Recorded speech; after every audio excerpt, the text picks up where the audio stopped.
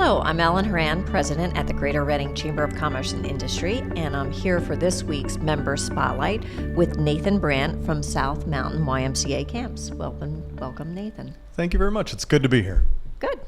All right, we want to talk about all the great things that are happening at the camp, but the camp has a really cool history that I think might be of interest to the people that are listening. I love talking about history. So just a little bit, because we want to talk a lot about all the cool things condense happening. it. But yeah, because it goes back to the 1800s. It does. Back to the 1800s. When you're looking at the South Mountain in general, there were a number of resorts up on the mountain. Our property was one of them. Mm-hmm. We were the Bindenwood Hotel and Resort, and it was originally a resort for professional women. It was erected in 1924 originally, and the buildings went up until 1930-32. And we still have some of those structures today. Yeah. In the 1940s, it had been abandoned as a hotel and resort. And one of our incredible philanthropic families right here in Berks County, the Toon family, stepped up and said, this would be a property for a YMCA camp for boys. Mm-hmm. And so they gifted it to the Y in 1948 for the development of a boys camp. Mm-hmm. And that began our history with the property. Now we have 600 acres on the mountain. Very cool. Very cool. So it came co-ed in the 80s, early 80s? 1982. Okay, good. Good, I say. I have daughters, so I'm glad it's co-ed. Interesting that, it went from a professional women's, hangout to a boys' camp and then back to co-ed. To everyone, for whole families. All right, so tell us about the YMCA Connection. Okay, so originally the camp was part of the Reading YMCA. Mm-hmm. And in 1983, a year after we became co-ed, and it had nothing to do with that, I'm sure, the YMCA sold us. Like a lot of nonprofits in the country in the 80s, the Reading Y was in financial distress. YMCAs, YWCAs, Girl Scouts and Boy Scouts all over the country were in distress. And they sold what frequently was the easiest property to divest themselves of, and that was the rural properties. Okay. So they could focus on their downtown or urban missions. So they sold the camp to its board of directors, and we bought it and rechartered it with the YMCA of the USA. So now it's an independent camp and conference center, part of the YMCA nationally. Very good. Now I know you have day camps and sleepover camps for children. You also have family camps, and you have retreats for employers or work teams or organizational teams, and an international program. So let's touch on each of those. Let's start with the kids' camps. Okay, absolutely. People know us for our kids' camps. Bindenwood Day Camp is our program for 6 to 14-year-olds. It's a day-only program. We do busing from around the county, and we also have parents drop off, and we do lunch. We're one of the only day camps in the county where kids swim every day outside, and they do archery and climbing and all that cool outdoor stuff you hope. Camp Conrad Weiser, our longest running program, like we said, is now co-ed, and that runs for 7 to 17-year-olds. We have programs going the whole way up to that teenage. Where Bindenwood Day Camp serves about 100 children a week, Camp Conrad Weiser serves anywhere from 200 to 300 kids a week in our programs. And again, we're talking about traditional residential programs, swimming and climbing and mountain biking, mountain boarding, all kinds of great stuff.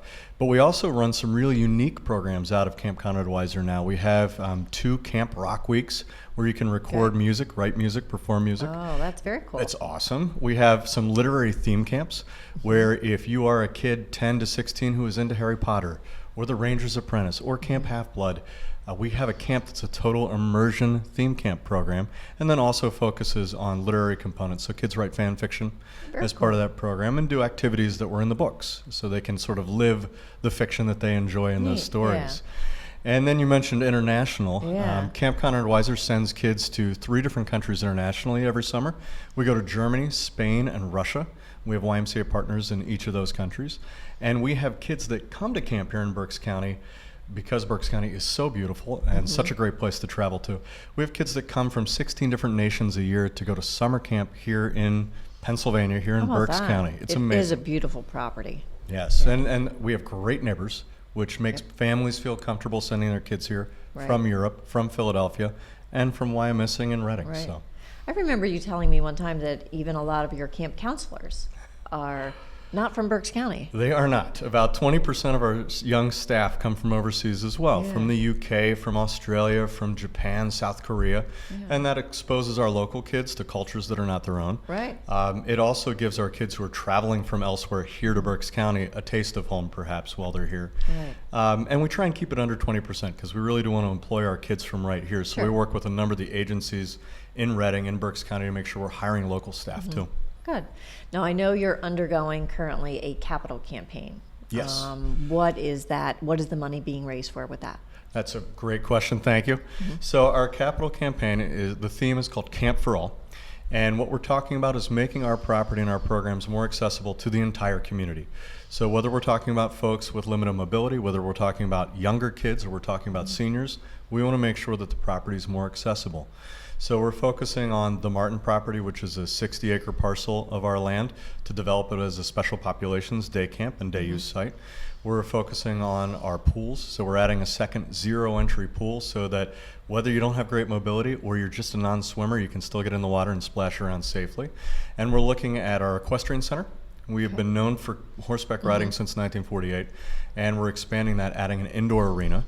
And then finally, our dining hall. Our dining hall is the original 1948 dining hall that was lovingly maintained for all these decades. And when it was built, it would not have been common for bathrooms to be part of the dining hall. So we were adding bathrooms as part of that project to make that more accessible. We're adding more space in the hall so people can get around the tables. But overall, we're talking about Camp for All. Yeah. And it's a $3 million campaign that we're working on right now. We're already halfway there, Perfect. which is fantastic. Congratulations. So thank you. We hope we wrap that up well before the end of the year, and we'll be breaking ground this fall. Awesome. Yeah. Now, since we're probably, this is going to be viewed by a lot of business community folks, you do have programs, team building sessions can be held out there. What do some Absolutely. of those look like? Well, we can do what you imagine from 1980s and 90s movies in team building, and we can put you up on a high ropes course in a harness swinging around. You don't have to do that. There's other things to do. Yeah. You certainly can come out and shoot trap, which is clay pigeon shooting with shotguns. We Okay. do that as team building with some of our local businesses. You can come out and just do some archery. You can go on hikes. We have spaces that are absolutely ideal for strategic planning or for business meetings, and then you can break out and do something fun. You can do wagon rides. Right. We'll tailor a program for the business in terms of their needs and wants and how they want to help their employees grow. Good. So they can have some meeting space and some fun. Absolutely. Which is a perfect A good combo. balance. Yeah. Yeah. Excellent. We'll definitely have to get the word out on that. As an organizational leader in this community, what are some of the resources that you've relied on that have helped you in your position? Well, I arrived in Berks County a little more than 5 years ago now, in November of 2009. And I remember the first week or two that I was here on the job, one of my board members took me around to meet folks in the community.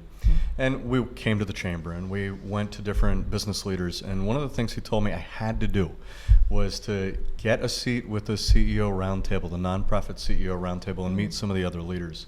And I've now been doing that for 5 years. And some of those relationships that we have built have been mutually beneficial in terms of our businesses, but it's also a support network. Our work as nonprofit leaders in the community is a little different from our for-profit peers. And to have that resource, that group of folks to sit down and talk about some of the issues that are unique to us has really been life-saving in Good. some ways. Excellent. Yeah, we have a number of peer groups, and the nonprofit is one that's very active and a strong group. And a lot of people might not realize we have about 200 nonprofits that are members of the Chamber of Commerce.